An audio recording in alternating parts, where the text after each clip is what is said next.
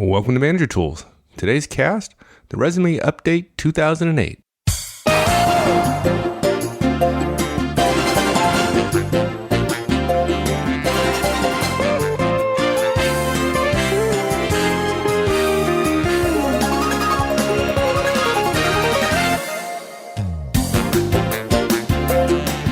Hi everyone, this is Mike, and welcome back to Manager Tools. Today's cast updates one of our most popular casts ever, Your Resume Stinks, which was in October of 2005. In today's cast, we share with you our learnings from our community and some timely recommendations regarding recent trends. And in this cast, at the end, we share with you some exciting new product announcements. So, with that, let's get on with it. I don't know about you, but I never thought that the Resume Cast would be one of our most popular, probably the most popular. Is it? I mean, do we have data? Is it the most popular? Yeah. It is. Yeah, I certainly know in terms of the number of comments that have been made. I definitely did not think that. No way. I just remember putting it together and feeling like I had a little bit. I mean, it was a long time ago, right? It was only like our 30th show or something. I just remember wanting to vent a little bit about how many horrible resumes I got back then. And the fact is, other than those people who have been exposed to the Resume Cast, and although some of them who have, I still get horrible resumes every week. So I just saw it as a chance to. Did you say that set you the record actually? straight. Did you actually say that you vented on the cast? No, I think I I'm can't mistaken. believe that. I can't. I think you misheard. I think you misheard my misspeaking. Yeah. There's no way you would ever. I think do that. this cast is subject to redaction. Yeah, we could have easily said, and in fact, I remember saying this to people. People would call me for advice, and I would say, "Dude, the weakest part of your job search is not your interviewing skills. Right. It's the fact that you're never going to have to use those weak interviewing skills because your resume is so terrible. No one will ever interview you after having seen this document, if we can call this amalgamation of black ink on white page as a document." And some people call you unfriendly. But if we had named it something like that, lots of folks would have written lots of emails that we would have had to reply to saying, "Where's that Resume Cast you keep referring to?" Because we do get that on. Didn't we get that on the one-on-ones? We did. And so I went and changed the title to from the greatest management tool ever to one-on-ones, the greatest management tool ever. And after nearly 3 years, we thought we'd go in exactly the opposite direction this time in naming this cast with as bland a title as you've ever heard, Resume Update 2008. Yeah, that's right. That is pretty basic, yeah. And if they search on Resume, they'll find this one. But if years from now, anyone is searching on resumes and podcasts on the website, although years from now, who knows if there is such a thing as websites? It may be like vinyl discs. And if you are listening to this cast and you are thinking that this is our cast, that is our core resume cast where we walk through resumes in detail, please let me dissuade you of that less than hopefully 1 minute into the cast. It is not. This is not the core resume cast. That detailed cast with all that core guidance came out 31 October, Halloween 2005, and we encourage everybody to review it before they review and update their resumes. With that, what's the purpose of this 2008 Resume Update cast? Well, actually, we're going to deviate from the show notes for the premium subscribers. They'll discover this. I was going to start with a big new product announcement, and you rightly corrected me, and it just makes me feel even better about this cast. I'm excited about this cast now after your suggestion. We were going to start with a big new product announcement, but we are going to hold that until last. And I think it's going to surprise some people, frankly. We'll just let people go, what are they talking about? And then we're going to amplify a point or two from the earlier cast. I want to go back based on things I'm seeing in resumes now from people who are telling me they've listened to our cast. There's some things I think they're missing. And then I want to recommend, I think there are a few things I'm seeing that resumes this year and even I believe into 2009, folks need to be particularly sensitive to. Okay. So in an outline, we've got three major topics we're going to cover. The first one was going to be and I'll just say it now, the new Manager Tools resume review service. So for all those people who said, please, please, please, Mark, review my resume, and I said, no, no, no, I won't, because I can't deal with the deluge. Now we do. We are not going to do that first. We are going to do that last, so that's going to become number 3, actually. Number 2, which is now our number 1. I'm sure this is going to get terribly confusing for people. Yeah, I'm getting confused. So the first point we're going to cover is actually what the resume as a living document, quote unquote, means. I think I didn't do a good enough job describing what we meant by having your resume as a career management living document. I want to go back over that because I think it will help people with future drafts of their resume. So that's the first thing we're going to do. Then we're going to cover three factors that current resumes are really wise to highlight. And what I would say is, I'm not suggesting that in 5 years these would go away.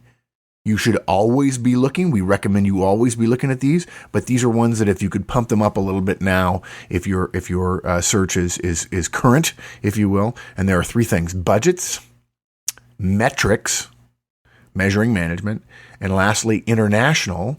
And then before we cover the Manager Tools resume review service last, at the end of this cast, we're going to add one more thing to the budgets, metrics, and international. We're going to add a special factor that we always look for in resumes. I've never talked about it with people before. It's something I've always privately looked for. It's been a discriminator that I've used many, many times, and I've never shared it in public. But for now, we're going to leave it out off of the outline of this cast. And I just like everyone to think of it as a bonus for putting up with us all the way through this cast. And we'll give it to you right before the going over the resume review service. Good. Okay. So let's get started. Yeah. So we need to jump past all the notes we have about the resume review service, right? And get right to the living document.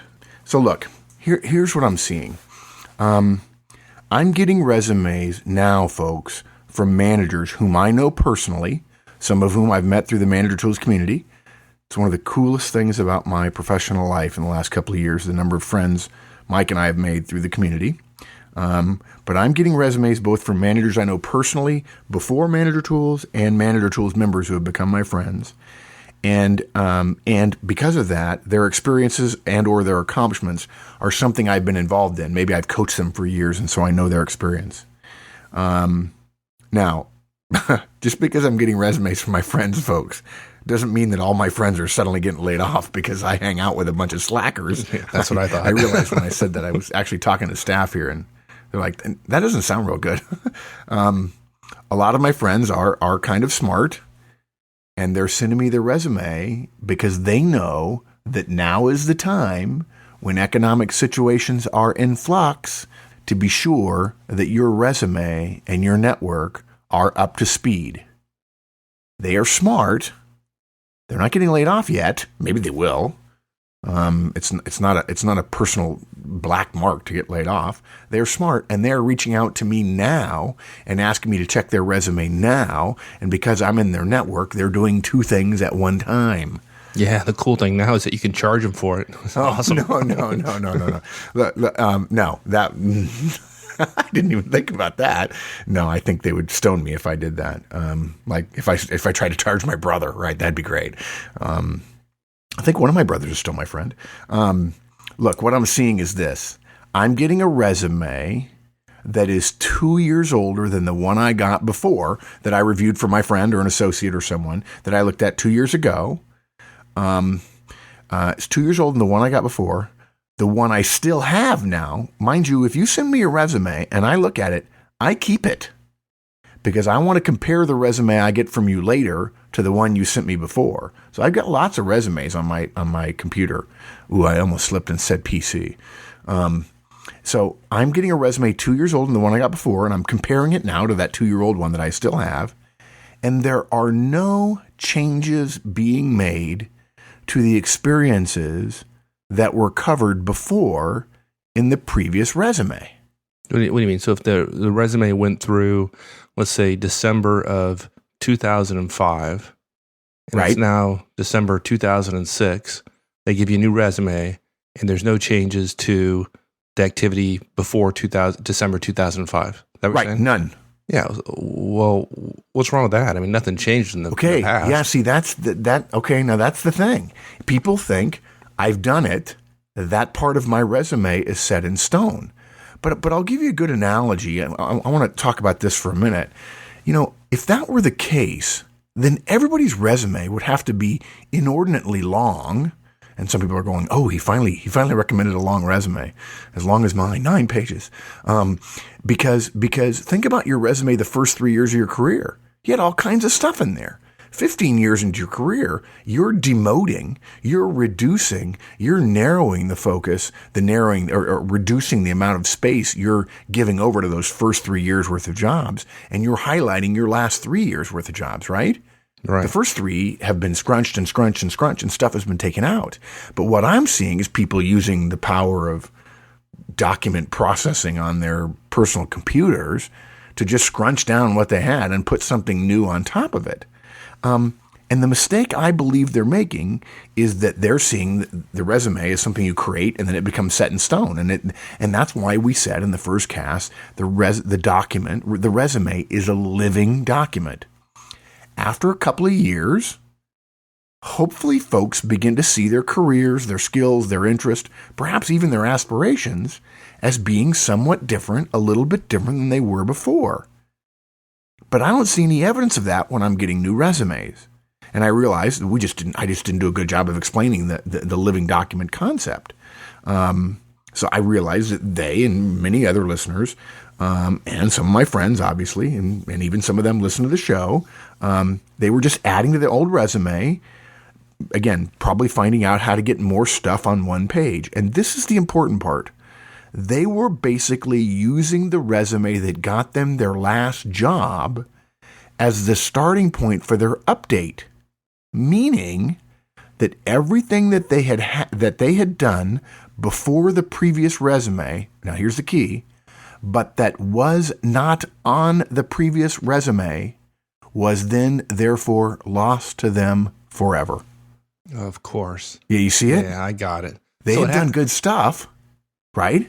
Yeah. Go ahead. Yeah. So what happened is that the tone of the last resume, which got them one job, the one they're currently in, is carried over in the search. So in fact, there were many tones that they could have sold about themselves during their previous interviewing, and many different jobs they could have taken, that they could have been right for, but they picked a particular tone for that particular job interview that got them the job. Right. And that may not be the tone they need in this job. Exactly. And there might have been 7 or 8 tones or themes or things to have highlighted back then. They picked one, they set it in stone, and those other 6, if there were 7, let's say there were 7, those other 6 are now dead to them. And they may want to call on 3 or 4 of those for a search that's going to take them in a little bit different direction. I guarantee you right now, there are at least 1,000 people, if not 5,000 people listening to this cast right now who are over 35, even over 40, who feel differently about where their career is headed the next 5 years than they thought it would have 10 years ago. They're surprised by the things they say about where their career might take them. Not just in terms of velocity, not just in terms of the ultimate top where they're going to end up, but the career they're going to be in, the region they're going to be in, the industry they're going to be in, the amount of time they spend with their families, and so on. All those things are changing. Yeah, I'll give you a specific example. Okay. I had a gentleman one time come in, this was many years ago, came in to interview as an IT manager. And he was a young manager, but he pitched himself as having had previous management experience. Right. When you looked in his resume, it had a distinctly technical tone to it. Right. Now he had now talking to the gentleman, there are plenty of things he did in his career that were more focused on management and leadership, even if he wasn't officially in a management role. But he didn't highlight all those because he simply took the resume that he used when he was applying for technical jobs, and attached a few things on the end as a management resume, and it didn't work. Yeah, I think you and I are in total agreement. Basically, people, they solidify their resume, and then they want to forget about it. They use Horstman's Christmas rule, right? And they only worry about it when they need to again. Oh, whew, got a job. The resume's dead. I don't think about it anymore. And then when they need it again, they just have this static written in stone thing. and they've forgotten everything that led up to it, the choices they made, the narrowing choices they made, and they don't go back and rebuild it in full. And our suggestion at this point is you've got to keep the document alive behind the scenes. And really, the way I've tried to explain it to people, and maybe this is proof that my wording is not right and we need to come up with a better way of saying it. But basically, what I've been telling people is it's not a document that gets you a job. It is the place you record the history of your career in terms of responsibilities and accomplishments, which is the way most organizations characterize careers, which is responsibilities and accomplishments, growth and responsibilities, and increasing levels of accomplishment that have greater influence on the organization and ultimately, therefore, on society. So basically what's happening is people are stuck with a resume that says, up until 2 years ago, I only had this thing going for me in my background because it got them their last job, right? But that's false. And it was because they didn't have a longer, more detailed, and people are going to laugh when they hear this, even 3-page record-keeping career management document. I will never, ever admit to having said in this cast, you should have a 3-page resume. Right. It's a career management document. Right. When you're doing a resume, there's 2 documents, right? There's the career management document, Yep. from which is the source of all material for the shorter 1-page document, which is the resume. I would even argue that if you look at your resume as a career management document and you look at it a year after you start building it that way, you're going to be able to draw inferences from your career that you would not have because it takes you up to a 20,000 or at least a 10,000 foot level that you can't see when you're down in the weeds solving the next project, delivering the next project on time, on rate, on budget. Yeah. So without that career management document, even 3 pages long in some cases, right? Without it behind the scenes, which again had all those accomplishments on it, ready to cull from to create different resumes from different jobs or different career opportunities, they end up with a stultified, a set in stone document that they end up, if you do it over the course of a career, you end up building what amounts to a house of cards. And I'm probably piling on with the metaphors there, but. Yeah, makes you wonder if they were doing their quarterly 30-minute reviews we've been talking about. Well, no, I guess you're right. It doesn't, right? Yeah. No, it just proves they were not doing the brief reviews we recommended. Exactly. Yeah, in fact, I think people, when they hear the resume cast after they've heard some other casts and we recommend certain ways of managers behaving, and they probably deal with, gosh, they recommend so many different ways, I'm going to have to fundamentally change the way I manage. And in my head, I'm thinking, yes, they get it. You're not a working manager. You're a working manager. But they come back and they say, man, and now you want me to sit down for 30 minutes once a quarter? I don't know. I have that kind of time, right? You better make a list for us of all the stuff you ask for us to do every week, every month, every quarter, every year.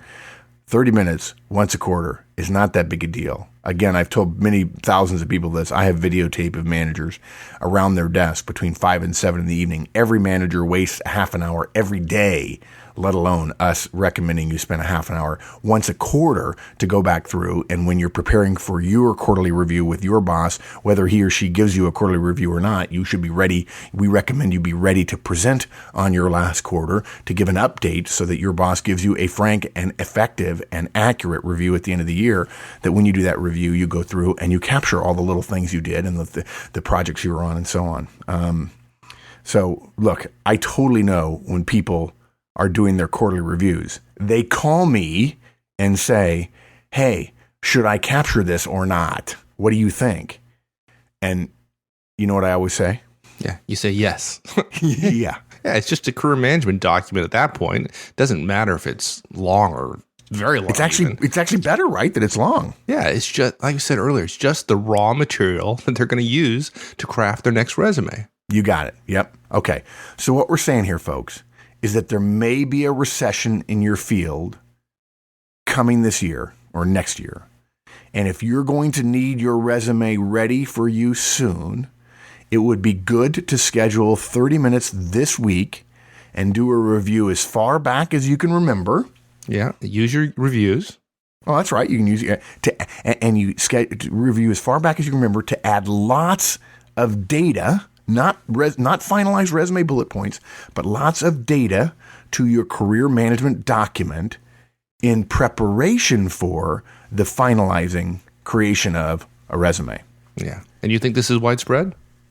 Oh, I think it's past epidemic. I think it's pandemic. I think that less than 10% of the people who understand this concept actually do it.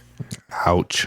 Yeah, that's scary. Ouchie today. I mean, yeah, today. I mean, right. God, I hope folks got good memories. Yeah, you're right. Good. Yeah. Okay. So let's talk now about the 3 factors that current resumes are wise to highlight. And the first one we're going to talk about is budgets. Yeah. Look, this one isn't rocket science, folks. We don't need to spend terribly long here. There are rumors, again, that 2008 is shaping up to be a rough economic year in many sectors. Companies are going to be hiring more carefully at the same time that they're laying off more liberally. Yeah, hopefully everybody's figured out that those 2 tendencies are often very closely related in time, much to our detriment as job seekers, I might add. Yeah, nice. There's a Horstman's or Ozan's law in there somewhere, right? Yeah. The Murphy's Law of Economic Effects on Hiring and Layoffs or something. Yeah, Ozan doesn't have laws. Well, actually, Ozan's first law is just do what Horstman says. Someone please write me an email and say you heard him say that on the air. I hope he doesn't cut that out. I'll redact it during the editing. That'll be redacted. Don't worry about it. Look, anecdotally, here's what happens. A manager gets ready to hire somebody. And I use the word anecdotally to say, folks, I've done this. Okay? That's anecdotally is, I don't want to suggest that my experience is a trend or a statistic, but anecdotally, this is what happened. A manager, who will go unnamed, gets ready to hire somebody, and he finds someone he really likes the resume of. But then he notices something. He's in budget meetings all day, it seems lately. His budget is getting hammered. He has to do things faster with less money, he's told, all the time. He walks around thinking about budget. And here's this great resume in front of him. He knows this guy could be good. But there's nothing on this resume about budget management. Now, mind you, this manager doesn't think a year ago he wouldn't have noticed, when times were good, he wouldn't have noticed the lack of budget management or budget experience on this resume because he wasn't in pain because of budget issues. But nonetheless, the fact that he doesn't recognize that he wouldn't have thought that a year ago doesn't mean he's not feeling it now, okay? So there's nothing on it about budget management, nothing, okay? Now, he knows this person had to have had some budget experience in the jobs he had. He knows it, okay? Or at least, well, he thinks he knows it. Okay, but maybe this guy didn't have the budget piece. And, come to think of it, man, that would not be a good fit right now to try to bring a guy in without good budget experience. And then all of a sudden, maybe this guy is not such a good fit because of his apparent or unknown lack of budget experience. From a winner to a loser in probably about 30 seconds. Yeah, there's never an egg timer around when you need one. And of course, here, forthwith, is the totally tragic ending of the story. Right. Yeah, the manager did have the budget experience, but either because he didn't like budget stuff or didn't think companies needed proof of that. Exactly. Or because in his last search, he knew it wasn't important and he has forgotten all of his previous budget experience because it's not on his resume. Yeah, and his resume gets canned. Yep. And he never knows it was because of budget experience he had. Yeah, listen to that. His resume got canned because of budget experience he had, but not on his resume. Yeah. You know what? He didn't highlight that which has an extra whiff of need in a downturn. Yeah. I bet we got some listeners' attention now. If we don't, we never will. Yeah. Okay. Somebody's going, okay, search, quick. Search Google desktop resume CV. Man. Do it, folks. Okay, yeah, do it. Yeah. Next on our list, number 2, metrics. Yeah, this is a fun one for me, folks. You have got to start looking for this. Anytime there's a metric applied to a job you had, unless you did terribly against it and you want to let it go away quietly, You have to describe it. You've got to define it. You've got to be clear about your standing relative to it. Your resume has to show it and talk about it. Companies are coming to the realization that there are things that can be measured about management, even if only by proxy, and they're measuring it. Yeah, isn't it great? It's like better than winning a Guitar Hero. I mean, It's great. Well, we knew it was coming, and we support it, obviously. This is the way you ought to manage. So we believe that the impact that truly great management has, unfortunately, cannot be measured. Right. But the vast majority of management is that day-to-day, boring, repetitive operations. And all of that can be measured. And the measures are powerful ways to assess managers. Exactly. Churchill once said, "History will be kind to me because I intend to write it." Well, folks, management will be measured fully someday, and we know it because Manager Tools intends to provide the measurements. Yeah. What we mean here, talking about metrics, is that for your job, you are probably aware of 2 to 3 or 4 at the most, probably, areas that are the most important assessments you get. Maybe it's job throughput. Maybe it's projects on time or on budget or on rate. Maybe it's new products developed. Maybe it's sales profit per quarter. Maybe it's waste heat reduction quotients. It doesn't matter what it is. If you know that you're being measured on it, it's highly likely that others in your career field know that metric is applied, even narrowly, but sometimes quite broadly. And therefore, you must include your performance relative to it on your resume. Otherwise, you run the risk that they think you did poorly against it, and that's why you've left it off, because surely you know it's got to be on there. Yeah. And the second part of that is that if you've ever created a metric for your team's output, we urge you to consider putting that on your resume. Yeah, exactly. Yeah. Yeah. Creating metrics, even poor ones or even poor proxies, are great indicators that you understand that if it can be measured, it can be managed, reported on, and ultimately improved. Yeah. And what we're talking about here basically is not that you're going to crow about how brilliant a metric you came up with. Don't worry about that. We're talking about the fact that you actually created something that didn't exist, that you know metrics are a valuable tool in management in any field, even science, even creativity, right? It's a powerful enough tool. We don't care what metric you created. We're excited that you were smart enough to create one. You set a benchmark, even if it was a proxy, and then you had something to measure against. And if you're smart enough to create one, hopefully you're smart enough to adjust it if you discover that it's not measuring things as accurately as you like. Yeah. Well, I'll tell you one more thing about metrics. Managers come and interview with me who understand the metrics of their business and can tie them together and know which metrics, which measures are the fundamental drivers of the business, show an understanding of the business that is hard to prove otherwise. Yeah. The idea that managers at any level, supervisor, first line manager, director, senior manager, director, show that ultimately we know this business is going to be measured, and so therefore we can't expect to operate without any measurements, as if we're in a bubble we're in the measurement-free bubble over here. The idea that you would be the one place that doesn't have to be measured, it just doesn't make sense. That's not the definition of sub-optimization. Further, my point was, if you can't measure it, if you haven't been measuring it, then you probably don't understand the business well enough to measure it. There you go. It just demonstrates a lack of understanding of the business you're in. Yep, exactly. Okay. So on to our last guidance, international. Right. This one is a little different than the other ones, and it may surprise some folks. Hopefully not, but it might. Wait, let's be clear here. If someone is surprised by the internationalization of trade and personnel and finance and shipping and manufacturing and commodities, then they haven't been listening. It's okay for us to assume some amount of current events knowledge, wouldn't you think? Okay. Well, I'll tell you what. Yeah, it's okay. It's okay, although assumptions, I wonder how many of our audience have read The World is Flat.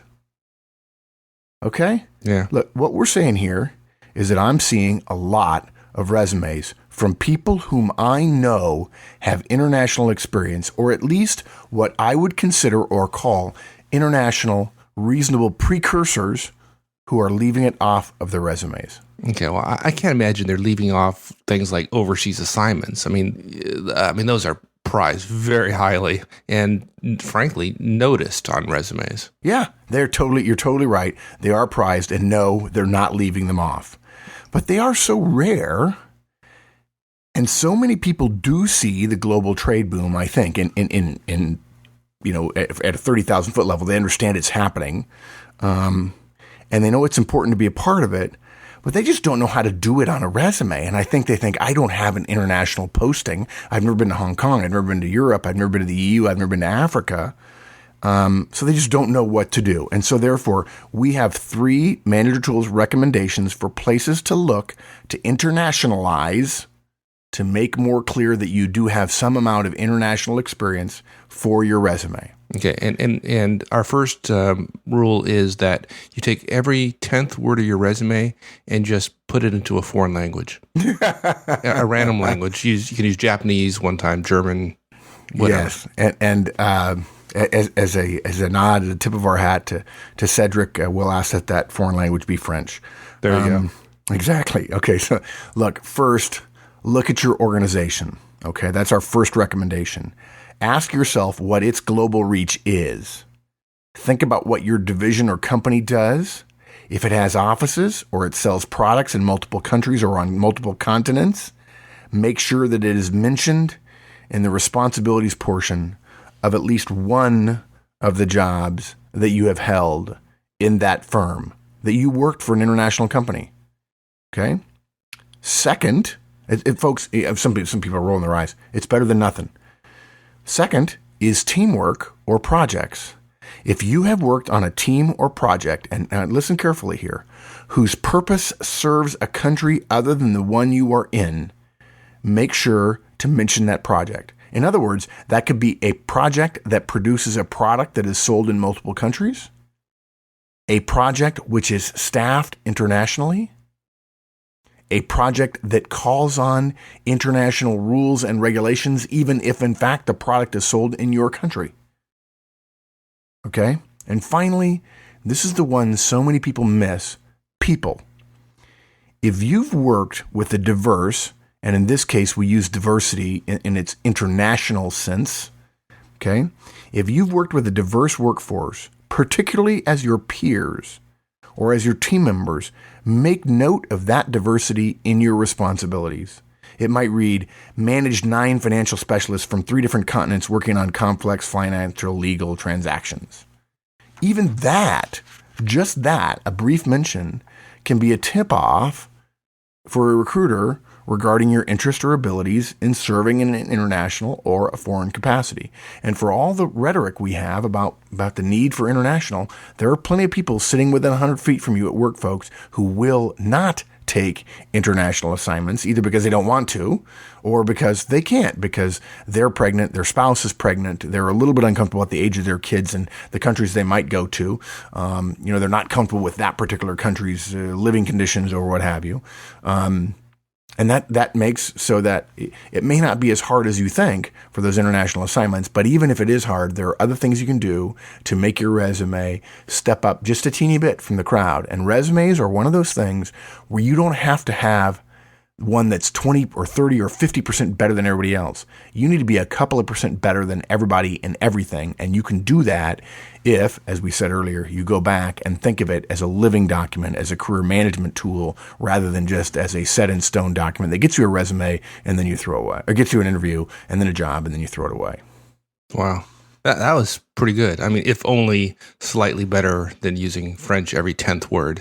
But yes, exactly right. Cedric, yes, exactly. Maybe every 5th word. Who knows? There you go. I just realized, as we talked about it, we probably could have been clearer on what to do. So let's get that action point here cleared out. Here is our Manager Tools guidance. Set aside an hour. We said it half an hour earlier, but that was just for the review, right? The quarterly review. Set aside an hour in the next couple of weeks. At the end of the day, when you're not doing anything productive anyway. And by the way, folks, I'm not casting aspersions. I'm that way too. Okay. And review these 5 items. First, your resume is a career management document rather than only a 1-page interview generation device. It's the difference between CMD, career management document, and IGD, interview generation device. Start now in that hour adding to it accomplishments and responsibilities, committees, initiatives, and special meetings you went to, and so on, that you might later need and not have if you don't write them down now. If you're going to err on the side of overindulging yourself and putting pages and pages together. It's very easy to go back through and cut it out. It's not easy to go back through and create. That's the first thing you do in the hour. The second thing you do is go through and look at budget responsibilities. Capture it here in detail. How much? How many lines? How many people? How much increase? How many different areas of the business did you touch? How well were you managed against? How much did you drive it down during a downturn? Which reminds me, we're going to have a cast sometime about the law of multiple downturns and how that affects people in the mid-late their careers. People don't understand that's coming, particularly the people that tend to be a little bit younger. I would say under the age of 30 right now. We need to do a cast on that. So budget responsibilities, metrics. You want to be looking for key drivers that you're measured against. And then write down what the driver is and capture your report, your results against it every month and every quarter that you can get it. It's going to be way harder to go back 2 years than it is 8 months or 9 months. You're going to regret not having raw data. Even if you don't use all that raw data, it may provide you some insight a year or two from now. Key drivers that you're measured against, how you did quarter by quarter. And folks, this is how executives live. So start now. If you don't like doing this, you won't like being an executive. I can assure you of that. And also, as Mike mentioned, those metrics you create, even if they're somewhat clumsy, even if they're a proxy, to show that you believe measurement is a form of management. It is the analytical side of management. And then lastly, look for those international pieces. Look for things in your organization, things in teamwork or projects, and then lastly, people. Yeah. And that's 4. And now we have the 5th. This is something I've never talked about publicly. I've always looked for it. And I just think as many people have listened to our resume cast, and I hope have benefited enormously, because as much as we kid about all the resumes we get that are not great and they're frustrating. Hey, by the way, I listened to your resume cast, and I'd really like you to review my resume. And I do take a peek at them, and it's 9 pages long. I mean, really, you listened to the resume cast, and it's 9 pages long, and the font is not 40 or 60. So this is the final one, and too many people miss it. But the resumes that I see that have everything else so good, it's just like icing on the cake. And that is the success of your team. Everybody wants to talk on their resume about their promotions and their successes. Great leaders and great managers' resumes talk about the individual successes of their individual direct reports. If you had 2 people get promoted from your team, don't complain about your team being understaffed. Crow about the fact that you had 2 of your people promoted, because the only people that get promoted in today's meritocratic world are people who deserve it and then some. That means they were doing the job that they were in well enough that they proved they had the ability and the drive and the intellect to do the next job up. They must have been hitting home runs for you. It doesn't make you look bad that you had good people working for you. It makes you look good that you nurtured and developed them. You spent time with them. You actually related to them. Maybe you even did a one-on-one. And then maybe you gave them some performance feedback. Who knows? Maybe you even used the performance feedback model. And maybe you even coach them a little bit and you delegated something to them. And that's how people realize that they could do your job at your level, because they saw them doing parts of it. It's as if all this stuff is tied together. And too many people miss the opportunity to really take credit, because you deserve the credit, for getting your team members promoted, for getting them named to special commissions, for getting them highlighted for senior presentations. All those things that you would put on your resume about you, take a second look for those of your top performers for highlighting them on your resume. That is the sign of a great leaders and managers' resume, and I've never said that in public before. Cool. Yeah, that's awesome. That may be. This is a fun cast for me in a lot of different ways. I mean, partly because we never predicted that Resume Cast would be so big, and that Career Tools would be as gigantic as I think it's going to be for everyone, helping people manage their careers better now that organizations aren't doing it. But sharing that, I think we'll get a few emails from people going, "Oh, you know, in the American commercial, I could have had a V8, right? Oh, I've got people I've been promoting for years, and people wonder why I promote people. It's because, man, then all the people who are my peers already work for me, and it's really easy for me to get things done." Yeah, you can just put a few of those accomplishments down your resume, and and then you have conversations for 40 minutes because, tell you what, if you're interviewing with me, I want to know how you're developing your people. Yep. How'd you do that? That's exactly. Yep, there you go. That's a different interview. Very much so. Cool. All right, so now should we tell everybody to get lost before we do the commercial? I think you know what? I just think it was so right of you. When I started writing the cast, I wanted to capture my notes about the new resume review service. And you were right before the cast. You said, hey, let's put that last. That way they can get all the value they want out of the cast. And if they don't want to listen to the resume review service because they don't want to come to us, or they don't want to spend money, or they just don't feel it's right, or they've got a great resume, or they have a brother or a sister who's in HR or whatever, great. You don't need to listen, folks. This is just a new service we're going to provide. We want to share it with you.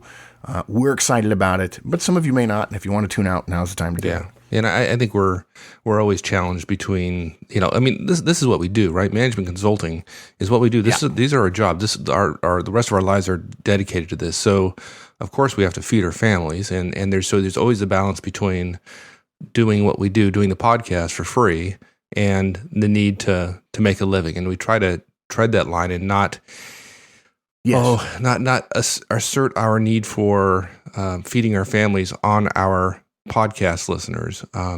So we don't want to put money first, because the successful organizations of the world don't put money first. Johnson & Johnson, there are people right now who are listening to this cast who work for Johnson & Johnson, one of the greatest companies in the history of the world. Johnson & Johnson has a credo, folks. It's a statement of principle about how they work. And the first one says, we believe our first responsibility is the doctors, nurses, patients, mothers, fathers, sons, and daughters who use our products. And it goes on and talks about how their products are used and so on and so forth. And there's about 15, there may be as many as 19 tenets in their credo. And the last one says, and we believe when we operate according to these principles, our shareholders should realize a fair return. We don't care about making money. We care about serving you. And we believe that because the marketplace exists, if we serve you well, we'll do okay. Yeah. We also know that if we provide everything for free, we'll have a problem like the tragedy of the commons, and we won't be able to continue doing it. So we've been wrestling with this very problem of resumes and dealing with the bottleneck. Sorry, folks, but it really is me. And frankly, Mike solved it. So let's talk about it. The new Manager Tools resume review service. Right. We have been asked so many times, right? How many times have you been asked? In fact, I think you've been asked to ask for somebody else to have me review their resume, like as if I wouldn't know whose resume I was looking at. We've always had to say no. I've hurt some people's feelings. I know it. And I apologize for it now, because of the volume and because of the time. We are perpetually swamped.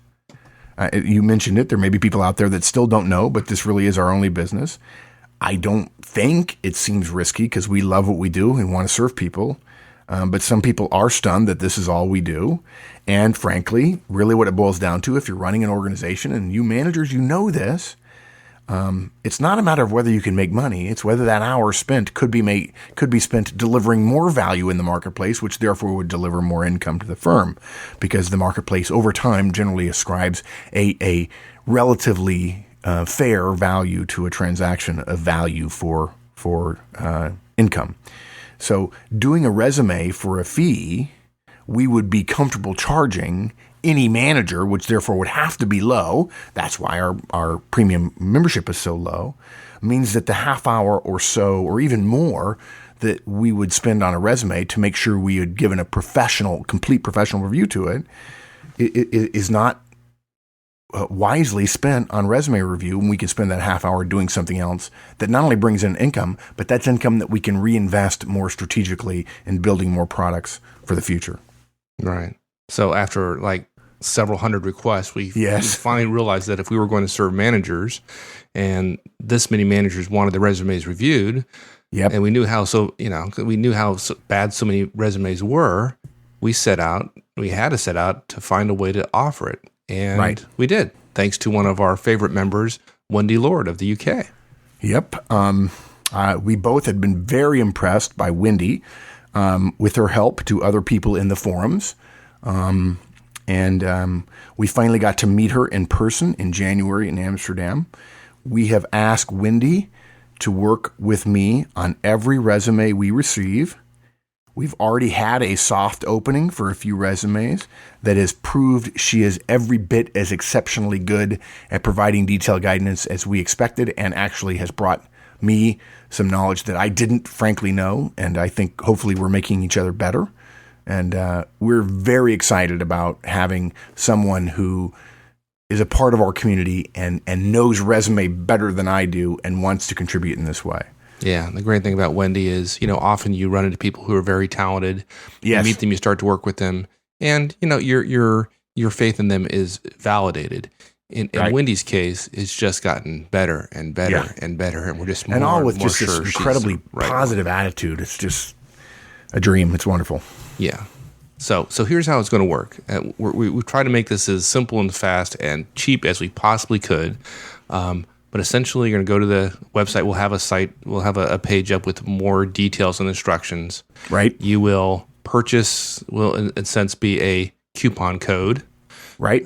You will take that coupon code and email that along with your resume to a very Clever. email address, resume@manager-tools.com. And that's resume singular, no S, just No resume. S's, One yeah. S, no S at the end of resume at Manager Tools. And basically, our commitment to you is within 96 business hours, that's 4 business days.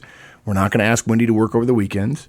We'll return to you a detailed analysis of your resume based on our professional judgment, and also against our format, our content, and our style recommendations, and also the story your resume tells, where we think there are discontinuities in the stories you're telling. And we're going to make other recommendations that we find on a very detailed review, front and back, top to bottom.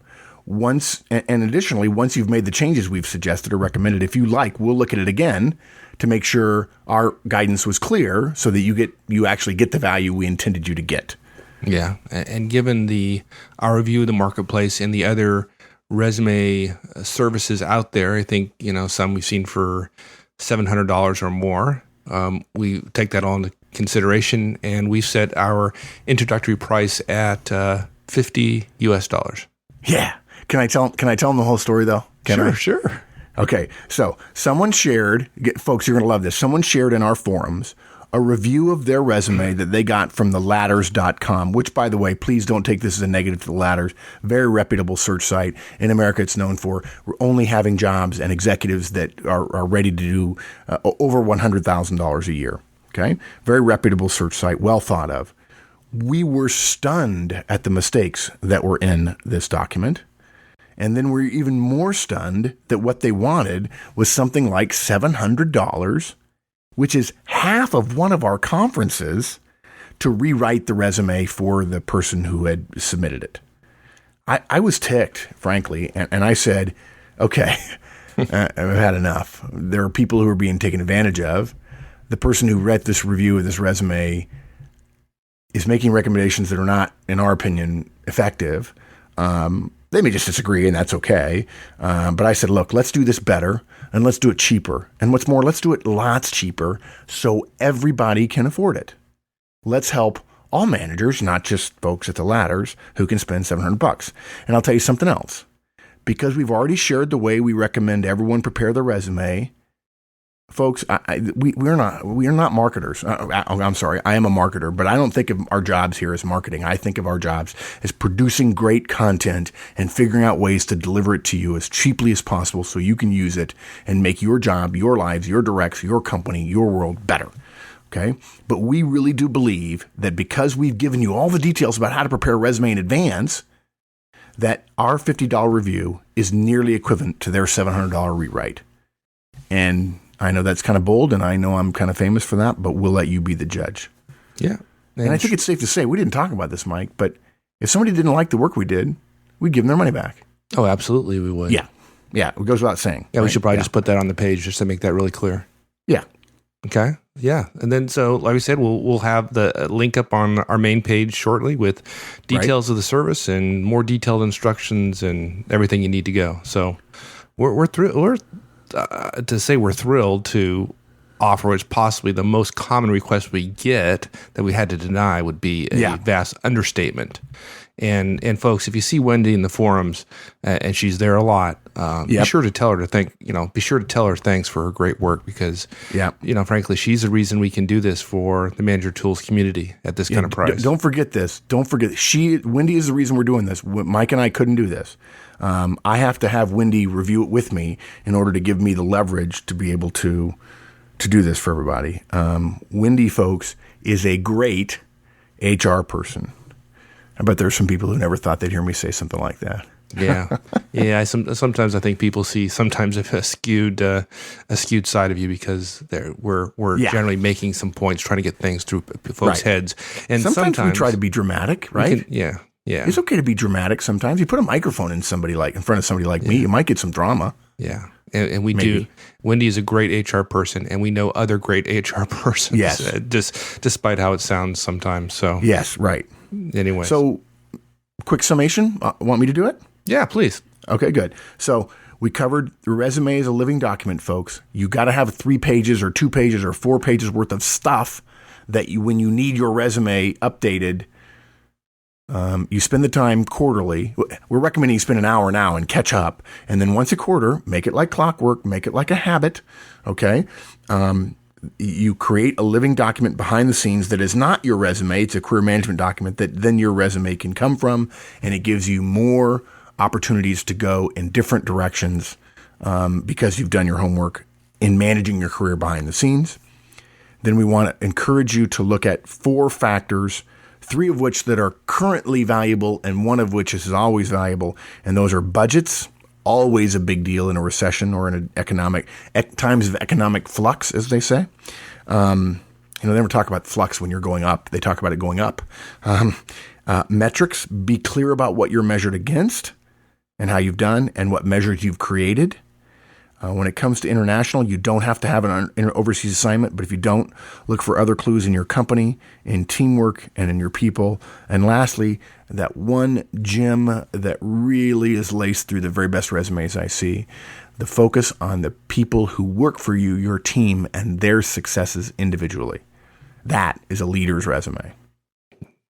Excellent. I think that's it. Thanks, my friend. Thanks. See you later. Thanks, folks. I know this has been a long one. If you stayed through the whole thing, I thank you profusely.